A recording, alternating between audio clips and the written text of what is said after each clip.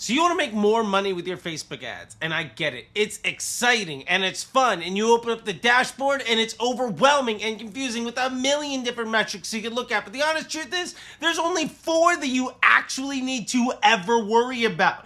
And today we're going to unpack them. You heard me right. 1, 2, 3, 4. Yeah, that's right. This is the way. This is the way. What he said. Roll that beautiful bean footage.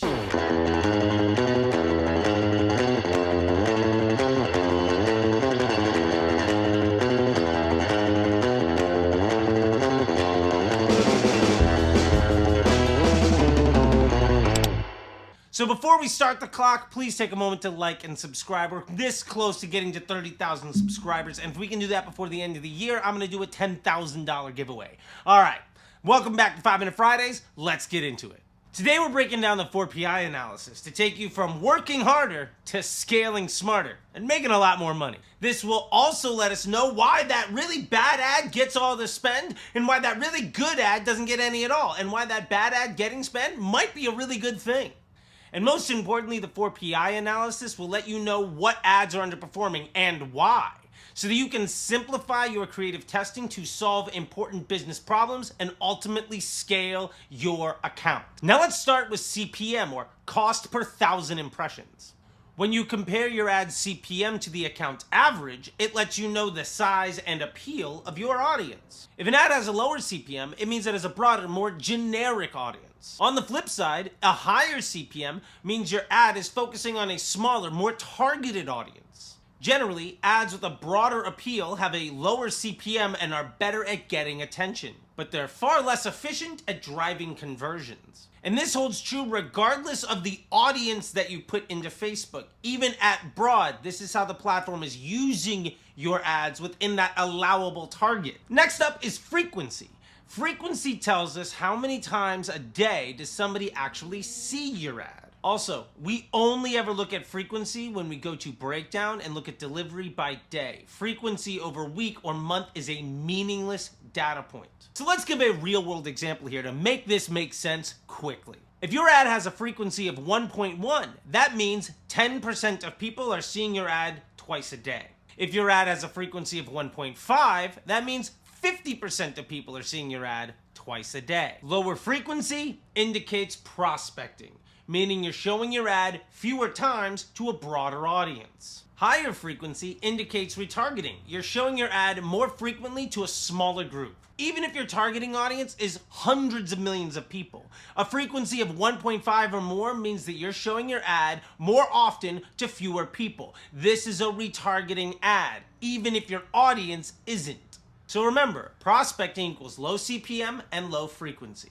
Retargeting, high CPM, high frequency. Finally, we have efficiency, which we usually measure by cost per result. Prospecting ads with lower CPMs and lower frequencies tend to also have a lower efficiency, meaning the cost per result is higher. That's why sometimes you see these high spending, low efficiency ads filling up the funnel, and as soon as you turn them off, everything else kind of tanks after a few days. Retargeting ads, on the other hand, typically have a high CPM and frequency, but they're way more efficient at driving conversions. If you see an ad with a high CPM, high frequency, and the efficiency is really bad, that's a red flag. That is a bad retargeting ad. On the other hand, if you see an ad with a low CPM and a low frequency and it's super efficient, that's a great prospecting ad.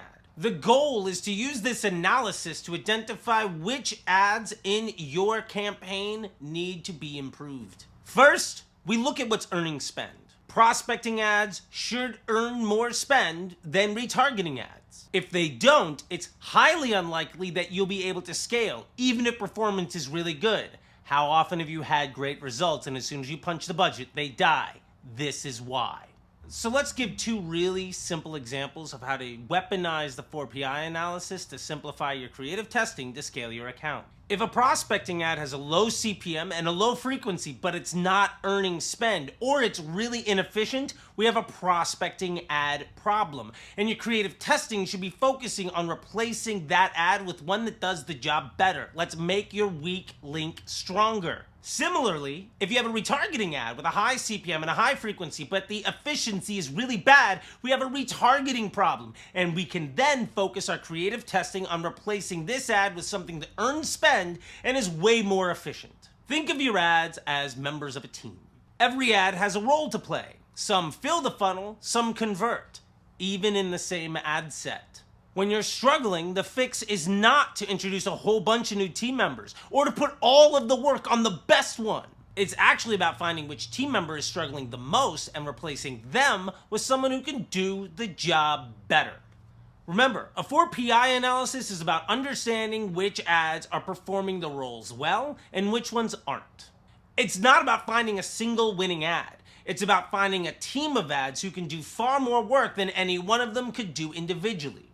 By focusing on a 4PI analysis, you'll be able to more intelligently and actionably provide analysis on your campaigns to maximize the results of your ad spend. All right, until next time, I'll see you on the internet. Bye!